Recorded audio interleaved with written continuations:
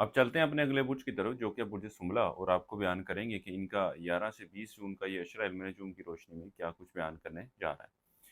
वो अफराद जो 24 अगस्त से 22 सितंबर के अशरे के दौरान पैदा हुए हैं, बुर्ज सुमला के तहत आते हैं।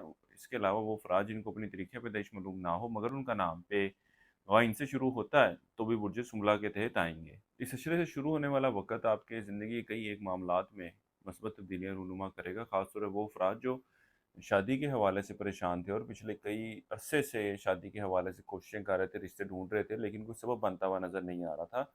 जिस तरह कि मैंने आपको पहले ही बताया था कि मुश्तरी की पोजीशन चेंज हो रही है, जो ज़िंदगी में कई एक मस्बत तब्दीलियाँ रूनुमा करता है।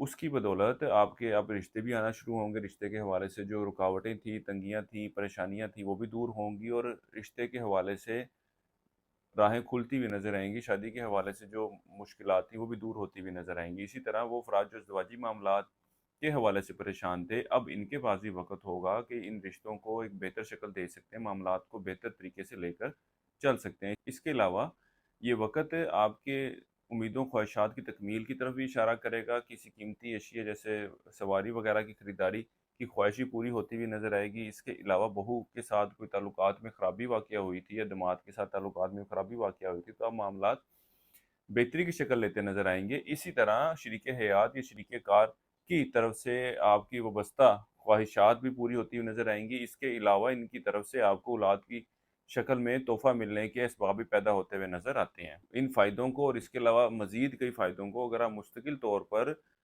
अपने साथ लेकर चलना चाहते हैं, अपनी ज़िंदगी को बेहतर रखना चाहते हैं, तो इस हवाले से शर्फ़ मुश्तरी की लॉ बनाई जाती है, जो कि इस साल 12 अगस्त को आ रहा है और ये वक़्त 11 साल बाद एक दफ़ा आता है। तो अगर आप भी इस वक़्त से फ़ायदा उठाना चाहें, तो अपने लिए शर्फ़ मुश्तरी की लॉ ज़रूर तैयार करवाइएगा।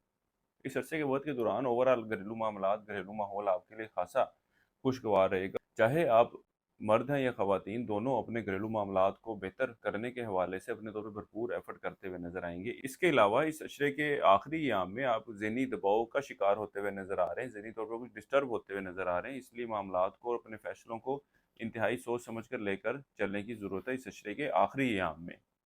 इस अरसे के लिए एक वजीफ़ा मैं आपको बता रहा हूँ, वो है सूरह अंबिया का।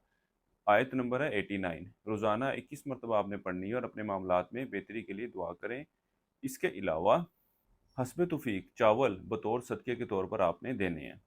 इसके अलावा वो बुर्ज जुमला वाले अफ़राद जो बैरून मुल्क जाने के ख्वाहिशमंद हैं, इनको चाहिए कि इस अशरे के वक़्त के दौरान सफ़र के लिए ज़रूर कोशिश करें। ये सफ़र आपके रिज़्क के मामलात में बेहतरी की वजह बनेगा। ये सफ़र करना आपके लिए फ़ायदेमंद साबित होगा। इसी के अलावा इस अशरे के वक़्त के दौरान अपना माल सदका खैरात में खर्च करते नज़र आएँगे।